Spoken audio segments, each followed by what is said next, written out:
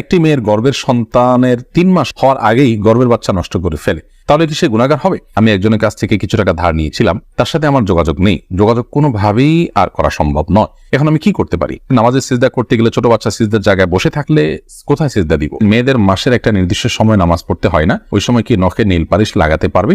আমার ভাতিজা আমাকে ছোট আব্বু বলে ডাকে, এতে কোনো সমস্যা হবে কিনা? পরিবারের সদস্যদের সঙ্গে শান্তি বজায় রাখার জন্য ছোট ছোট মিথ্যা বলা যাবে কিনা? ফরজ নামাজ শেষে বৈঠকে দুরূদ শরীফ পড়া শেষ করার পূর্বেই ইমাম সালাম ফিরিয়ে ফেললেন, সেক্ষেত্রে আমার করণীয় কি? কেউ যদি ঢিলা কুলুপ না করে ওযু করে তাহলে কি তার ওযু হবে? প্রশ্ন উত্তর দেওয়ার আলোকিত ভবনে আমরা প্রবেশ করি। আরাফাত ফারজান আপনি লিখেছেন, স্বামীর সামনে টিপ লাগালে গুনাহ হবে কি?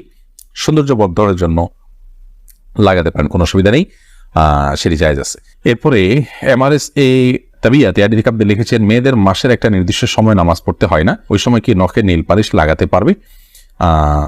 হ্যাঁ, ওই সময় নখে নীল পালিশ লাগাতে পারেন। মাসিকের সময়তে যেহেতু আপনার সালাত নেই, অতএব নেল পালিশ আপনি ব্যবহার করলেন, আপনার ওযু করার প্রয়োজনীয়তা নেই, আপনি এটা করতে পারেন। এরপর যখন পবিত্র হবেন তখন আপনি সেখান থেকে নেল পালিশগুলোকে রিমুভ করে আপনি ওযু করে নামাজ পড়বেন, এটা জায়েজ আছে, কোনো অসুবিধা নেই। ইবাদত ইসলাম আপনি লিখেছেন, ওযু করে আয়না দেখে ওযু ভেঙে যায় না, এতে কোনো ওযু ভাঙে না। বিথি রহমান আপনি লিখেছেন, নামাজের সিজদা করতে গেলে ছোট বাচ্চা সিজদার জায়গায় বসে থাকলে কোথায় সিজদা দিব? সেক্ষেত্রে একটু ডানে বামে আপনি সরে সিজদা করতে পারেন, তাতে কোনো অসুবিধা হবে না। একটু এক কদম ডানে সরে গেলেন বা এক কদম বামে সরে গেলেন কিংবা এক কদম পেছে সরে গেলেন, কোনো অসুবিধা নেই। আর যদি কোনোই জায়গা না থাকে তাহলে এক হাতে আলতো করে বাচ্চাকে একটু সরিয়ে তারপর আপনি সিজদা করতে পারেন, কোনো অসুবিধা নেই। এরপরে চামেলি খাতুন আপনি লিখেছেন, পরিবারের সদস্যদের সঙ্গে শান্তি বজায় রাখার জন্য ছোট ছোট মিথ্যা বলা যাবে কিনা?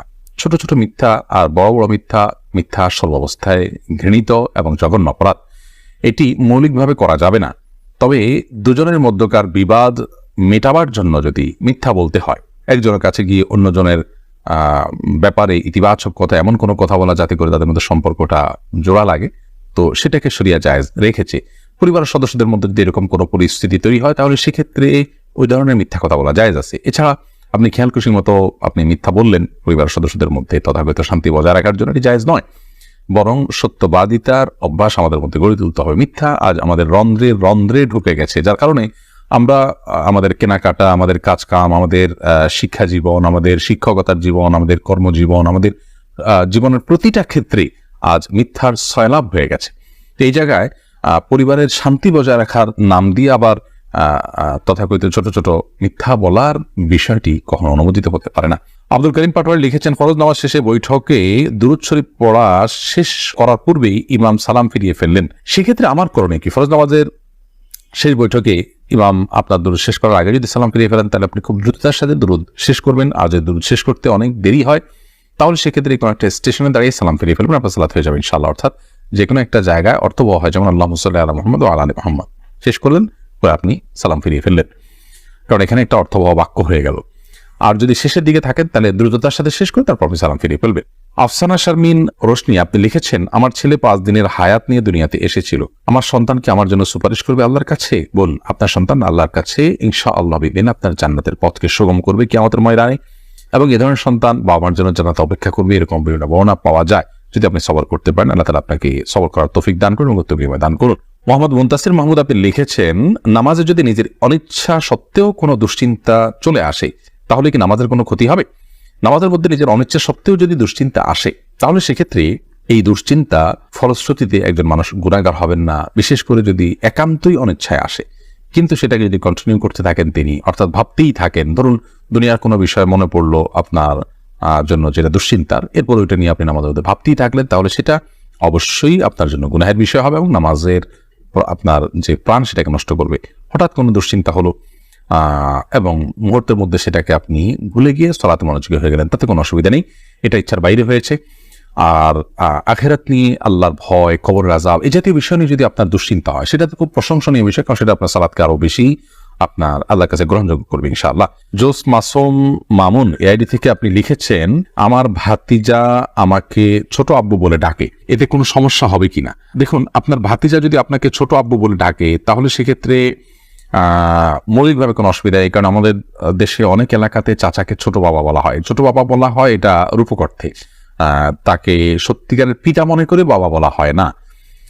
মানে আম্মুর রাজুল ইসম ওয়াবি, একজন কারোর চাচা তার বাবার মতোই অনেকটা শ্রদ্ধার জায়গা থেকে এবং অন্য অনেক দিক থেকে, সেই জায়গা থেকে তাকে ছোট আব্বু বলার যে প্রচলন আছে, এই প্রচলনটা আপনার রূপক অর্থে বলা হয় সেই অর্থেই প্রচলনটা আছে, যার কারণে এটাতে আপনার বাপ নয় তাকে বাপ ডাকার যে অপরাধ, সে অপরাধ বা সে গুনাহ এখানে হবে না, কারণ ওই উদ্দেশ্যে কেউ বলেও না এবং বাবা হিসেবে গণ্য করে না। হাবিব রাজ আপনি লিখেছেন, আমার মামাতো বোন আমার বয়সে 5 মাসের বড়, আমি কি তাকে বিয়ে করতে পারবো? দেখুন, যিনি বয়সে বড় তার সাথে বিবাহ বন্ধনে আবদ্ধ হওয়া মৌলিকভাবে জায়েজ আছে, এটি কোনো নাজায়েজ বা হারাম কোনো বিষয় নয়। আমাদের সমাজে এটাকে দোষণীয় মনে করা হয়, সেটা আমাদের সমাজের দোষ বলতে পারেন। শরিয়াত এটাকে যাকে আপনার নিষিদ্ধ করেনি, বিধায় বয়সে বড়র সাথে বিবাহ বন্ধনে আবদ্ধ হতে পারে। বিশেষ করে নবী করিম সাল্লাল্লাহু আলাইহি সাল্লাম তিনি নিজেও খাদিজা রাদিয়াল্লাহু তাআলা আনহাকে বিয়ে করেছেন, তখন খাদিজা রাদিয়াল্লাহু তাআলা আনহা বয়স তার চাইতে বেশি ছিল। এখান থেকে বোঝা যায় নিজের চাইতে বয়সে বড় কাউকে বিয়ে করাটা শরিয়াত দৃষ্টিকোণ থেকে মৌলিকভাবে অনুমোদিত। এটাকে দোষণীয় মনে করাটা বরং দোষের বিষয়। আমাদের শরিয়াতে এত ফ্লেক্সিবল রেখেছে বিষয়গুলোতেই, অথচ আমরা সেগুলোকে অনেক বেশি আপনার সংকুচিত করে ফেলছি, এবং যার ফলশ্রুতিতে নানা রকমের অপরাধ প্রবণতা কিন্তু আমাদের সমাজে বেড়ে চলেছে। শারমিন আক্তার আপনি লিখেছেন, আমি একজনের কাছ থেকে কিছু টাকা ধার নিয়েছিলাম, তার সাথে আমার যোগাযোগ নেই, যোগাযোগ কোনোভাবেই আর করা সম্ভব নয়, এখন আমি কি করতে পারি? আপনি যদি তার সাথে যোগাযোগের কোনো সুযোগ না থাকে এবং যোগাযোগের কোনো সম্ভাবনা না থাকে, তাহলে সেক্ষেত্রে ওই টাকাটা কোনো গরিব দুঃখীকে দান করে দিবেন তার তরফ থেকে, অর্থাৎ তার তরফ থেকে ডোনেশন করে দিলেন, দান করে দিলেন, সবটা তার আমল নামায় যুক্ত হলেন, মাধ্যমে ইনশাআল্লাহ আপনি দায়মুক্ত হওয়ার চেষ্টা করতে পারেন। তারিমা আপনি লিখেছে, আমি প্রেম করে বিয়ে করেছি, হারাম সম্পর্ক করেছি, এখন কি করলে আল্লাহ আমার সংসার জীবনকে সুখের করবে? কোনো উপায় আছে কি? আমাদের দুদিন পর পর ছোট ছোট বিষয় নিয়ে অনেক ঝগড়া হয়, এখন আমরা কেউ কাউকে সহ্য করতে পারি না, এখন কি করলে আল্লাহ আমাদের শান্তি দিবেন? প্লিজ জানাবেন। বোন তারিমা, আপনারা আল্লাহর কাছে আগের কৃতকর্মের জন্য লজ্জিত হয়ে ধন্যজন ক্ষমা চাইবেন, চোখে পানি ফেলে মাপ চাইবেন যে আল্লাহ আমাদের অন্যের জন্য আপনি মাফ করেন, লজ্জিত থাকবেন। এর পাশাপাশি সুখী দাম্পত্য জীবনের জন্য আল্লাহর কাছে বিশেষভাবে দোয়া করবেন, সেই সাথে সুখী দাম্পত্যের জন্য যে আমলগুলো আছে সেগুলো করবেন, সবর এটার কসরত করবেন, যে ধৈর্য ধরে ধৈর্যের পাহাড় হওয়ার চেষ্টা করবেন, ইনশাআল্লাহ আল্লাহ তাআলা আপনাদেরকে সুখী করবেন। এ বিষয়ে আমাদের অনেকগুলো পরামর্শমূলক ভিডিও আছে, সেগুলো শুনতে পারেন। এমনি আলামিন লিখেছেন, কেউ যদি ঢিলা কুলুপ না করে অজু করে তাহলে কি তার অজু হবে? যদি পেশাবের পর পানি ব্যবহার করেন, তারপর আর পানি ফোঁটা পেশাব ফোঁটা না বাইর হয়, অজু হয়ে যাবে, ঢিলা করা তার জন্য ফরজ ওয়াজিব নয়। আর যদি আশঙ্কা থাকে তাহলে সেক্ষেত্রে আশঙ্কা দূর করা পর্যন্ত তিনি অপেক্ষা করা বা যেভাবে হোক এটা করা উচিত। তবে ঢিলা কুলুপ না করে পানি ব্যবহার করলেও পবিত্র হয়ে যাবেন, অজু করলে নামাজ হয়ে যাবে। আরফাত ফারজান আপনি লিখেছেন, আমি নামাজ পড়ার সময় আমার ছোট বাচ্চা নামাজের সামনে হাঁটাহাঁটি করে, এদিকে ওর বা আমার কোনো গুনাহ হবে না, এতে গুনাহ হবে না। মাইদুল ইসলাম সুবর্ণ আপনি লিখেছেন, একটি মেয়ের গর্ভের সন্তানের 3 মাস হওয়ার আগেই গর্ভের বাচ্চা নষ্ট করে ফেলে, তাহলে কি সে গুনাহগার হবে? গর্ভের বাচ্চা নষ্ট করা সর্বাবস্থায় অপরাধের কথা, কিন্তু যদি সন্তানের মধ্যে হার্টবিট বা প্রাণ সঞ্চারিত হওয়ার আগেই আপনার কোনো এমন ওজরের ভিত্তিতে সেটি নষ্ট করা হয় যে ওজরটি শরীয়ত গ্রাহ্য, যেমন তার ফলশ্রুতিতে মার শরীর বা জীবনের মধ্যে হুমকি আছে, বা বড় কোনো বিপদ হতে পারে, বা বড় কোনো সমস্যা আছে, এরকম কোনো ওজরের ভিত্তিতে যদি এটা করে, তাহলে সেটা ক্ষেত্র বিশেষে ওজরের উপর নির্ভর করে সেটা জায়েজ হতে পারে।